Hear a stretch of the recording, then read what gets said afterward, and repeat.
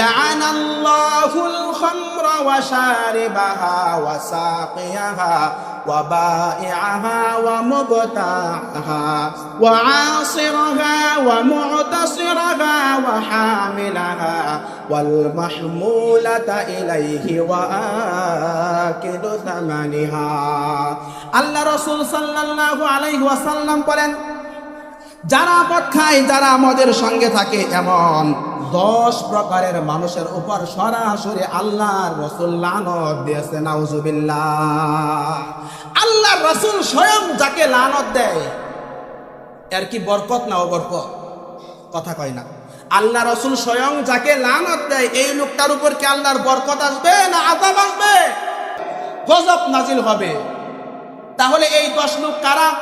এই 10 লোকের সাথে আপনার আমার যদি সম্পর্ক থাকে, তাহলে আপনার আমার উপরও নাজিল হইতে পারে।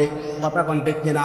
এই যে একটা ফ্যানের বাতাস এখানে আমার শরীরে লাগতেছে, আপনি যদি এখানে দাঁড়ান আপনার শরীরেও লাগবে, আরেকজন যদি এখানে দাঁড়ায় এর শরীরেও লাগবে। ঠিক তেমনি ভাবে যেই মানুষটার উপর গজব নাজিল হবে, যেই মানুষটার উপর আল্লাহ লানত আসবে, ওই মানুষটার সঙ্গে আপনি থাকলেও আপনার শরীরেও লাগতে পারে।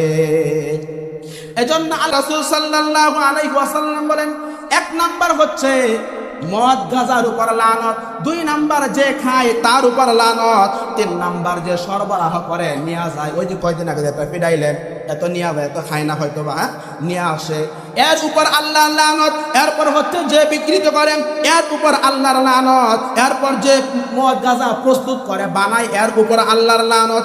এরপর যে মদ বহন করে, এর উপর আল্লাহর লানত। এরপর যে বাহনের উপর করে তাকে নিয়ে আসা হয়, এটার উপর আল্লাহর লানত। এরপর যে এইগুলো বিক্রি করে উপার্জন করে টাকা বক্ষণ করে, এর উপরও আল্লাহর লানত।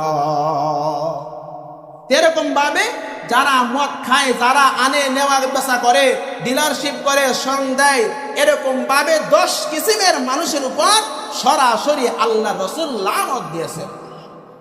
এজন্য সমাজের মধ্যে কোনো মদখুর গাঁজাখুরকে স্থান দেওয়া যাবে না, কারণ এই অভিশপ্তর কারণে আপনার আমার সমাজে ভালো মানুষের উপর আযাব গজব আসতে পারে।